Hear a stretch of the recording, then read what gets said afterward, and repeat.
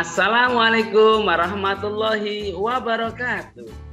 Waalaikumsalam warahmatullahi wabarakatuh. Alhamdulillah, anak-anak, kita berjumpa lagi pada hari ini, hari Sabtu, berjumpa dengan sehat walafiat. Oke, kita doa dulu ya anak-anak. Nah, mari kita doa dulu. Bismillahirrahmanirrahim. Raditu billahi robba wa bil islami dina wa bi muhammadin nabiyya wa rasula. Rabbi zidni ilman warzuqni fahman. Amin ya rabbal alamin. Amin. Semoga nanti kita mendapatkan ilmu yang bermanfaat, yang bisa kita laksanakan minat dunia ilal akhirah. Setelahnya Bapak akan mengabsen anak-anak di sini. Apakah masuk semua atau tidak? Ya, itu ada Mas Reza, Mas Husen. Ini pas ini sudah ada 7, berarti lengkap ya anak-anak. Alhamdulillah, berarti kita bisa lanjut pelajaran dulu ya anak-anak. Anak-anak, hari ini kita mempelajari malaikat, iman kepada malaikat. Sebelum kita ke materi yang saat ini, kita ulas dulu, absorpsi dulu dengan materi yang kemarin. Anak-anak, yang kemarin Pak Guru menjelaskan apa? Oh ya, betul. Ya, menjelaskan tentang rukun Islam. Ada berapa anak-anak? Coba Mas Husen. Oh iya, betul, ada 5. Oh ya, yang kemarin. Saat ini mari kita belajar untuk yang materi yang hari ini anak-anak. Iman kepada siapa? Iman kepada malaikat. Nah, anak-anak, silahkan dilihat tampilan Pak Guru. Ini Pak Guru tadi malam mendesain ini dengan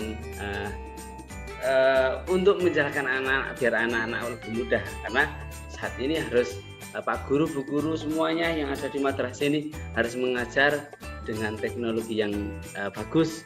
Untuk apa? Untuk memudahkan anak-anak dalam belajar. Ya. Oke, ini iman kepada malaikat. Kita harus bisa dalam memahami malaikat, harus mengetahui tentang kebenaran, menunjukkan sikap jujur, memahami 10 itu ya. Siapakah malaikat anak-anak? Kita cek. Malaikat adalah makhluk Allah yang diciptakan dari cahaya. Selanjutnya, wujud malaikat. Nah, wujud malaikat itu gaib, artinya tidak dapat diraba, dilihat, atau dipegang. Kemudian, sekarang kita mengetahui bagaimana mengetahui nama dan tugas malaikat, ya. Oke.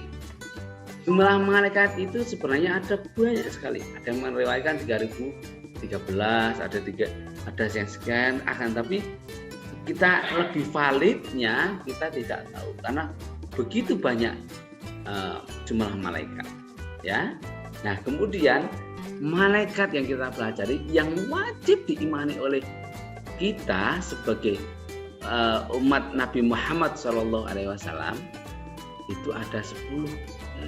Berapa? 10.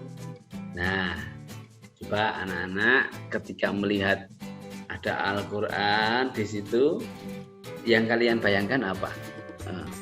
Ya, betul, Mas Husen. Itu berarti malaikat yang bertugas menyampaikan wahyu.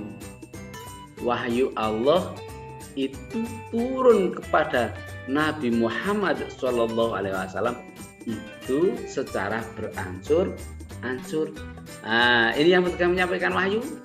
Yang menyampaikan rezeki siapa? Kita cek di bawahnya. Yang bertugas menyampaikan Quran adalah malaikat Jibril. Kemudian yang menyampaikan rezeki, yang bagi rezeki kita setiap hari adalah malaikat Mikail. Betul. Oke, selanjutnya. Nah, ini yang bertugas siapa? Kalau itu berarti malaikat yang bertugas menanya di dalam kubur. Nah, siapa Tuhanmu, siapa nabimu, apa agamamu dan lain sebagainya. Nah, siapakah malaikat itu? Malaikat itu adalah malaikat mungkar dan nakir. Coba Nah, ini lihat bayangan ini. Siapa yang bertugas untuk mencabut nyawa? Itu kan ada ini ya, roh diangkat berarti mencabut nyawa. Siapakah malaikat itu?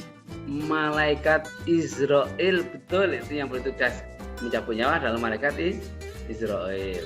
Selanjutnya, nah ini ketika hari kiamat datang, maka akan ada sangkakala yang ditiup, yang mana ketika ditiup akan hancurlah bumi ini. Siapakah yang bertugas? Malaikat Israfil, meniup sangkakala sebagai tanda hari kiamat. Selanjutnya, ini ada malaikat yang sebelah kiri adalah, yang sebelah ini kanan ini adalah malaikat yang baik mencatat, yang sebelah ini adalah mencatat amal buruk. Siapakah? Malaikat Raqib bertugas mencatat amal baik, sedangkan Atid bertugas mencatat amal buruk. Yang ini malaikat menjaga neraka adalah malaikat siapa? Malaikat Malik.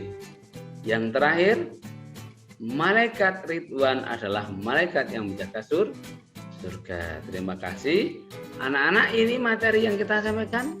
Nanti bisa dibaca hikmahnya, hikmah beriman pada malaikat apa. Itu nanti kita bisa baca bersama. Kemudian anak-anak kita bagi lembar tugasnya nanti dikerjakan, kemudian setelah ini nanti dikumpulkan ya. Ini tugasnya sudah selesai, kita kumpulkan bersama. Kemudian semoga apa yang Bapak Ibu sampaikan, Bapak sampaikan bermanfaat minat dunia ilal akhirah ya. Itu saja yang Bapak sampaikan. Apabila banyak kekurangan khilafan, kami mohon maaf. Kita akhiri, wawal muwaffiq ila aqwamit thoriq. Wassalamualaikum warahmatullahi wabarakatuh. Pak Arif, Dalam Bapak nggih. Setelah dengan mantap menyampaikan taktik mengajar, Pak Arif tampak tenang, siap, meskipun wajah di awal gugup begitu ya. Iya, Pak. Yang gugup tidak apa-apa, tetapi penampilannya mantap gitu. Iya, terima kasih. Nah, beberapa catatan yang saya sampaikan sebelum Pak Arif tampil, saya telah mencermati RPP yang Pak Arif unggah begitu. Iya. Nah, RPP ada beberapa yang saya perlu sampaikan dan diperhatikan untuk dibenahi ke depannya.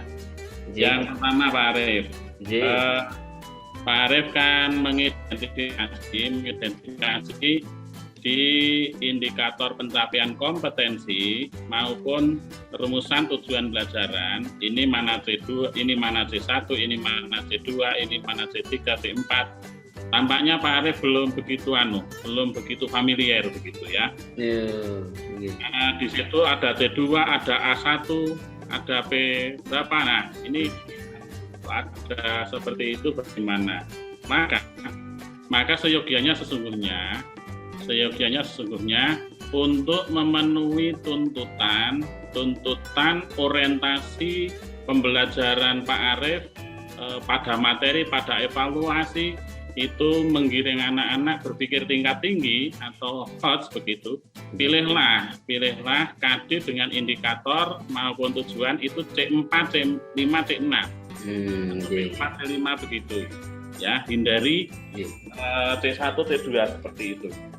Nah, hal yang berkait dengan ini di materi modul di awal, analisis KIKD, indikator dan sebagainya itu ada begitu.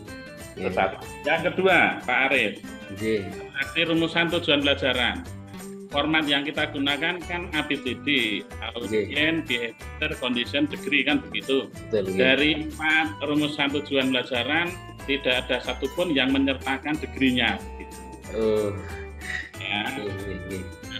Seringkali pada saat saya memandu dan mendampingi proses penyusunan RPP, saya selalu tegaskan dan sampaikan.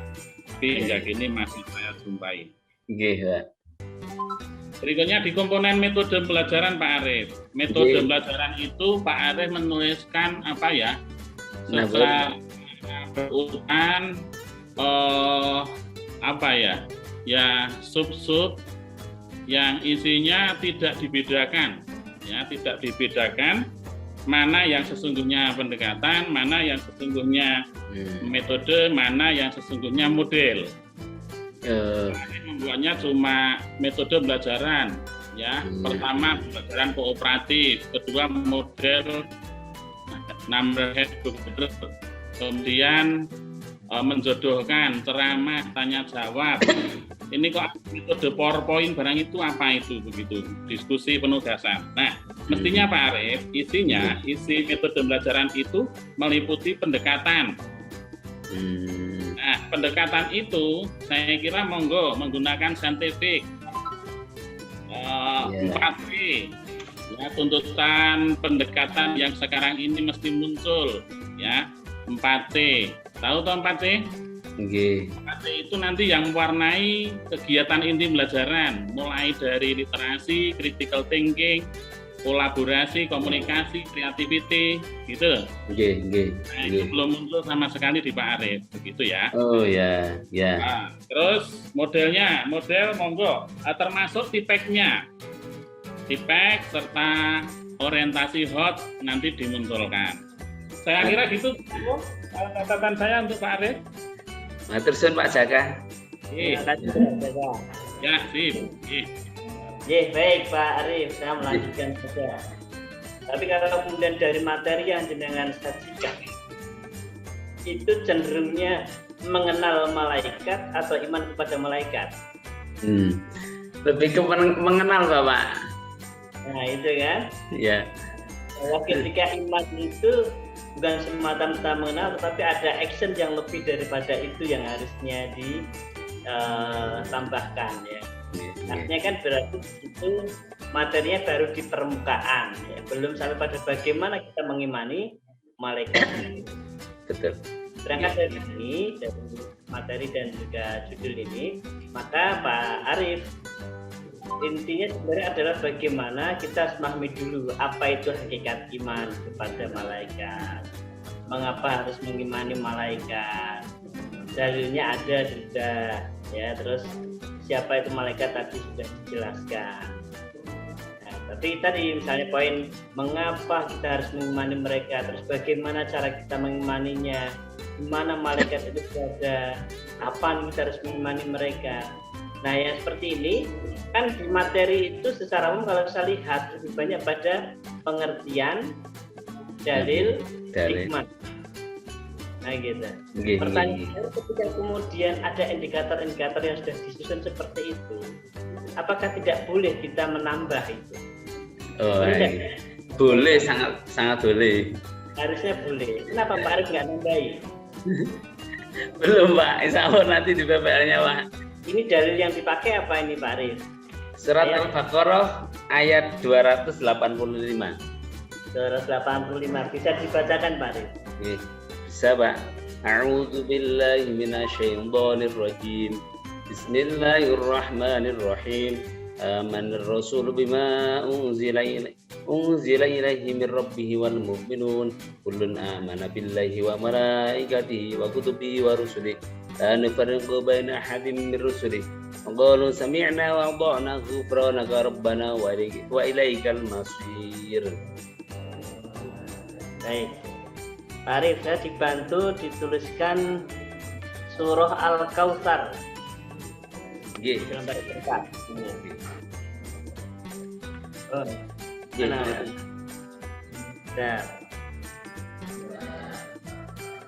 tahan dulu. Ya Pak.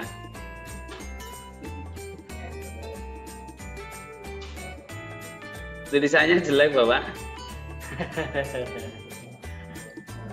Baik, Bon, matur nuwun. Ya, matur suwun Bapak. Baik. Bon, terima kasih Pak Arief dari satu kopi. Dan dengan demikian berarti selesai sudah di komprehensif atas Pak Arief Mafal Huda.